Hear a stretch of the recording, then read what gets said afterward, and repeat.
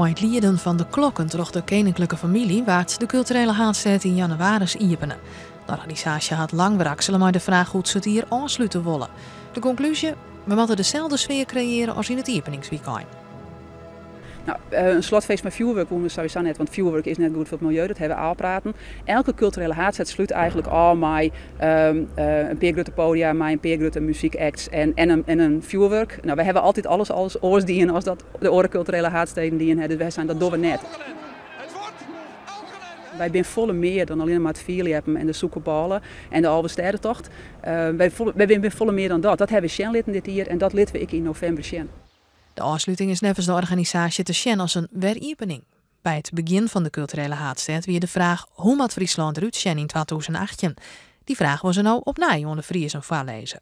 Dat doen we terug alle dwarpen van Friesland, of een soort dwarpen van Friesland, grote panelen deel te zetten. Maar de vraag schroot daar je een wens voor 2028 op en liet het u weten. En dat is een opdracht aan uzelf. Net alleen nog aan u, om mij en net om die, maar het is een opdracht aan u als Friesen. Om mij zien al te zien dat we die wens kunnen realiseren kunnen voor 2028.